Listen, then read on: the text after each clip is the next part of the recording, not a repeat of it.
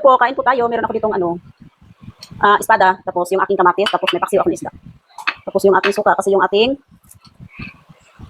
tuyo is sobrang alat, parang ayaw ipakain. So ayaw na pakainin ng nila ate kasi sobrang alat nga. So ako din, minsan lang ako kumain ito. Ipuin ko na kasi masira.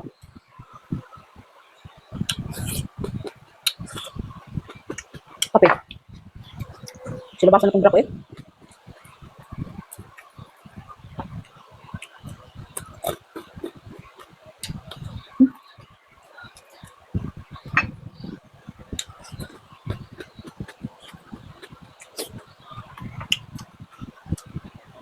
Paksiw na salay.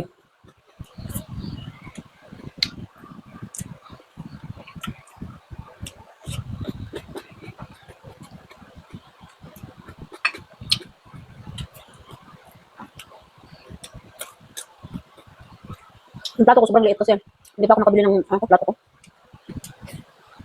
Para pag magmukbang ako, sarot, mukbang daw. Kasi gusto ko guys, pag kumain ako, sama-sama na dyan lahat ng ulam, gulay.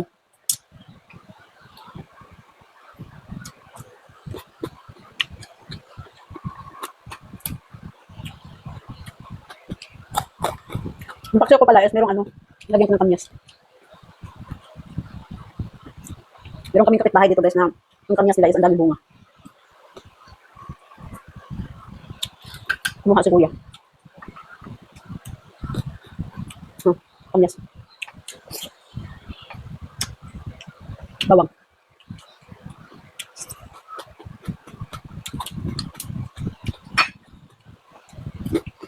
Wala pa ako kanin kasi nabitin ako.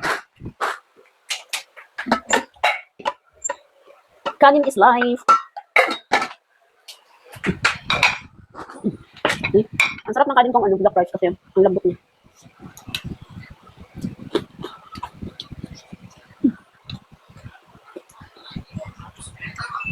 Okay. Nami ang cellphone mo ba? Mandali na.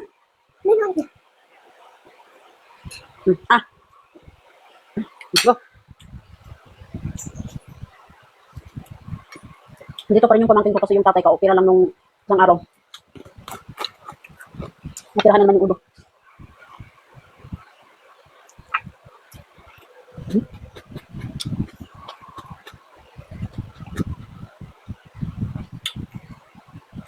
Matagal ako dito, siguro may 2 linggo na yata, 2 or 3. 2 linggo yata. Yung dalawang atin ito, nandoon sa lola.